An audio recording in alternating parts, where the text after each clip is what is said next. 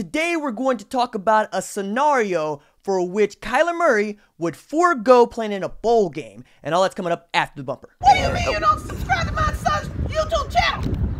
Mama, no! Just snap the damn ball, RJ.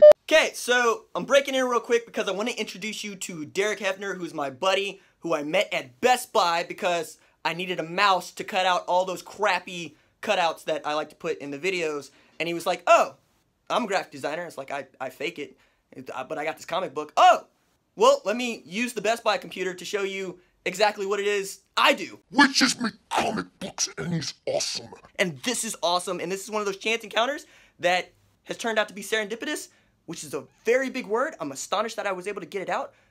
Screw me, let's talk to Derek. Well, I'm Derek Hefner. I'm the artist for Blood Country, and I'm sitting here working on some of the pages right now, just kind of showing RJ some of the updates I made to some of the recent stuff that I've shown him. But with this, I'm working all digitally, so it's all here on my iPad. Makes things a whole lot faster. Doesn't make it any easier, despite what, you know, the way some people may poo-poo using digital. But here's one of the pages that's going to be in the first issue. It's a flashback into Norma Lynn's life. RJ has seen some of this, but not some of the most recent embellishments. I kind of laid down more of the line work. Yeah, we just got our full color pages going. Yeah. Color. See some of that. But yeah, we've got the colors in from Anne-Marie Webb, and they're looking great. She's just nailing it. It's got some interesting color palettes and textures, and what I like is that she's nailing kind of, I mean, her color palettes just look like gritty Oklahoma. I know I'm flying through these, but you've got a pause button if you want to take a closer look. But yeah, what RJ's given me to work with here is great, because all this stuff has been written, and there are pages and pages of backstories of characters. Stop it, dude. RJ's a trash writer. Well, that's true too, but it's the fun kind of trash. Got a few more character sketches on the sketch page than were on the black and white version. But yeah, some people you'll be showing. Rooster, personal favorite. Rooster's got to be in everything. That's Uncle Derek. Pat. Oh my Redneck God, Dark yes! Side. Redneck Dark Side, yes! or Thanos for you, you know, newly initiated into the annals of comic fandom. But yeah, so we got some good stuff going on, and it's great working with RJ. And who knew, guys, this dude who likes to give his opinions on things actually has some stuff to say and write about. So yeah, thanks for being interested. If you are, if you're not, thanks for faking it. But yeah, we can't wait to get this out to you guys. And I'd say it's good to see you. You can't, you know, but it's good to be seen. So you guys have a good one. Okay, so that's my buddy Derek.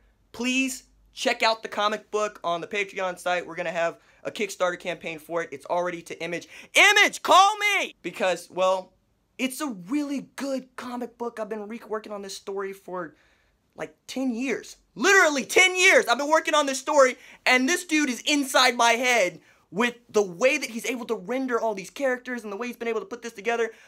I am as amazed as you are. Super duper cool. What's up, kinfolk? It's RJ Young. I am not on a step mill. Consider hitting the like and subscribe button because I upload a video every single day. It's always OU related, college football related, sports related. We have a good time. And today we're going to talk about what would it be like if Kyler Murray forewent playing in a bowl game, and there's a scenario for that in play. Now, think about this. With Oklahoma playing West Virginia on Friday night, yeah, this game is crucial not just for the Big 12 championship, but also for continuing to have an opportunity to play in the college football playoff. And we know that folks are looking for any reason to get two SEC teams into that playoff. ESPN even put out a poll on Wednesday going, who would be the third team behind Bama, Clemson, and Notre Dame? And somehow they got LSU in the mix. The love for this two-loss LSU team that also got skunked, got goosed by Bama is unreal. I get it. The defense is good. The defense is legit.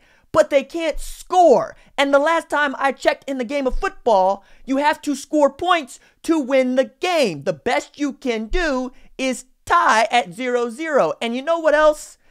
LSU's defense couldn't score any points either. So it ain't like we're talking about the 2000 Baltimore Ravens here. We're not talking about Khalil Mack and the Chicago Bears here. We're talking about an LSU team that got straight up skunked by Bama. So I don't get the love except to think that the SEC is the only conference playing college football, and we know that ain't true. We also have Ohio State breathing down our necks because Ohio State has a really big game against a very good Michigan team that is in line right now to have that fourth college football playoff spot, and they can solidify it with a win against Ohio State in a Big Ten championship. You need Ohio State to beat Michigan for Oklahoma to have a chance to play in the college football playoff.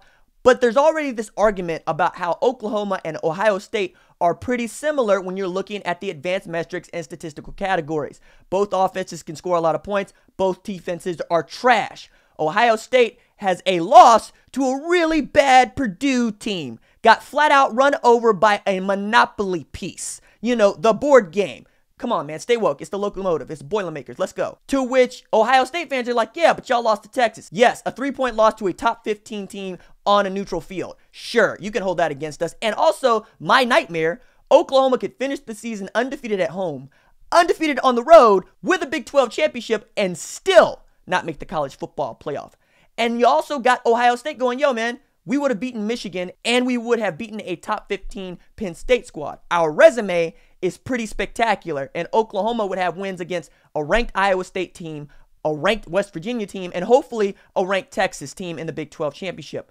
But that could all go well. Oklahoma could beat West Virginia. Oklahoma could win the Big 12 championship and get slated for the Sugar Bowl. And we know from recent events, college players who are looking toward the future, they forego these bowl games. Leonard Fournette did it. Ed Oliver ought to be thinking about it. Nick Bosa just flat out withdrew from school. It's becoming a trend, and for good reason, because these games don't really mean anything to these guys except that they could get hurt, and it is on them to protect their fortunes. So yeah, don't play in this game. And if you're Kyler Murray, yeah, you probably want to not risk injury in what amounts to a glorified exhibition game for an Oklahoma team that would be playing what? LSU? Georgia? Kentucky? Florida? And it ain't like Oklahoma has never won the Sugar Bowl. See Auburn, see Alabama. We've been there. We've done this. And for Kyler Murray to stay through the entire season, yeah, he would prove that he wants to be there for the team and he wants to keep his word throughout the entire season and that he just loves to play football. But this was also put to bed whether or not he's going to play baseball in 2019. I think he's going to do it because the guy that drafted his contract, Scott Boras, said he's going to do it. While Kyler Murray continues to be non-committal on that front, so did his family. I get what they're doing and I get why they're doing it. But if he pulls out of the bowl game, that's it. He's going to play baseball. There's nothing else to it. You could say that he'd be getting ready for the NFL draft, but I would call you not very smart. But that is an opinion, and you're welcome to it. So if he wants to keep up this charade about whether or not he's going to play baseball in 2019 or play college football again in 2019, he'd have to play in the bowl game. But it is something to think about and to have in the back of your mind. All right, that's it for me. Deuces.